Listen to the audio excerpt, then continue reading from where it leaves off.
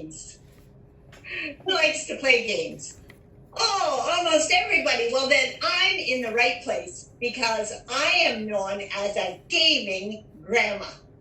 I play anywhere, anytime. So I'd like to play a game with you tonight.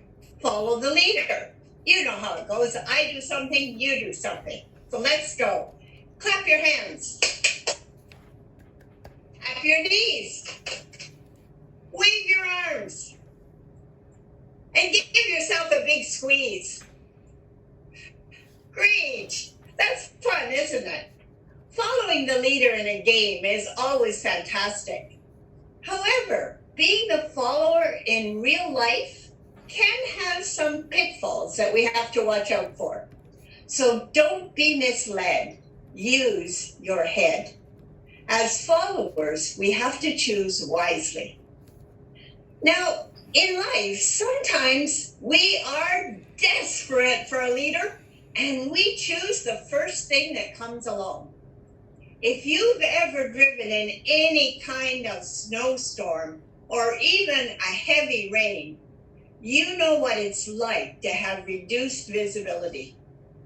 Well, about 5 years ago, my friend Pat and I were quite far from home for an area speaking contest.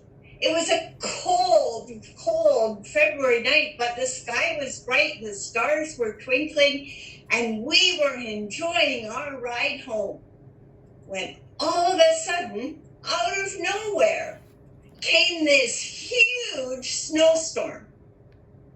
We couldn't see a thing. Pat was clenching the driving wheel, staring out the windshield, trying to see that middle line. And I was trying to help. When Pat remembered her husband Tony always said, if you get caught in a snowstorm, get behind a big rig and follow the lights. So that's what we did. You know what? Tony was right. Following those red lights made the trip so enjoyable. We were just talking and laughing until we realized we weren't on the highway anymore. We were going up an off-ramp behind the transport. As we inched up to the top, we looked over to the right and we saw a big parking lot filled with neon lights that said, "Welcome to the Gentlemen's Club." What? We had to get out of there in a hurry. So Pat used her head and made the largest U-turn I've ever seen. We got back on the highway and home safely. Pat used her head and stopped being misled. Now, if you think back to your youth or your childhood, was there ever a time that you were misled? Maybe a friend dared you to climb to the top of the tallest tree in the park, and you did? And you fell out and broke your leg? Or maybe your sister told you that if you used this new shampoo, you would have the most beautiful hair ever? You used it, and your hair turned green? Oh, it's so easy to be misled. Now, I'd like to tell you another story. When I was a little girl, a really, really, really little girl, I had one of those moments. I lived on a poultry farm where my dad worked, and my best friend was Charlotte. Her daddy owned the poultry farm. She had the best ideas. So one cold March day, when we were tired of playing with our dolls, she said, "I know what, Dianne. Let's go and dance with the chickens." Well, I didn't know very much about chickens except they laid eggs. But if Charlotte said it was a great idea, it was. And if it was her daddy's farm, well, it must be okay. We ran out the door with our coats slung over our shoulders. Charlotte pushed open the heavy henhouse door. I couldn't believe it. 1,000 brown chickens just sitting on their roosts, minding their own business.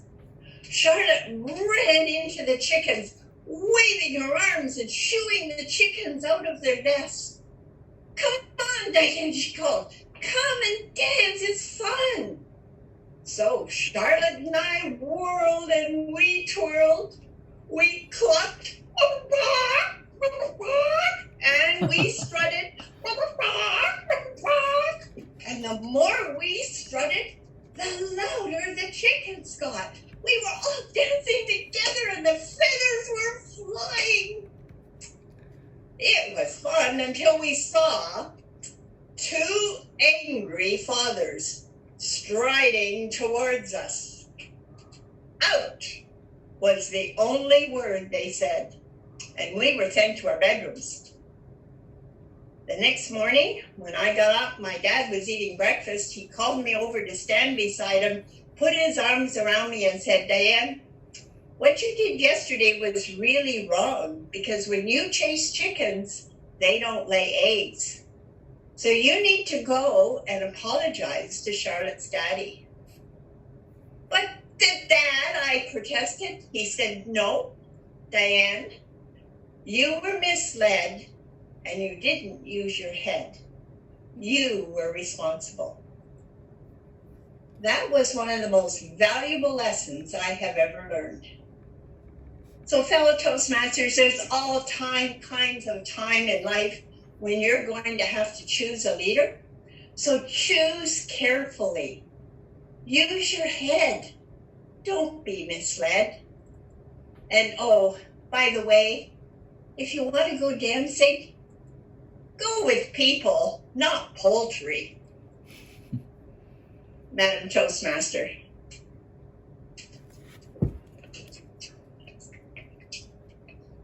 Thank you very much. We enjoyed a lot.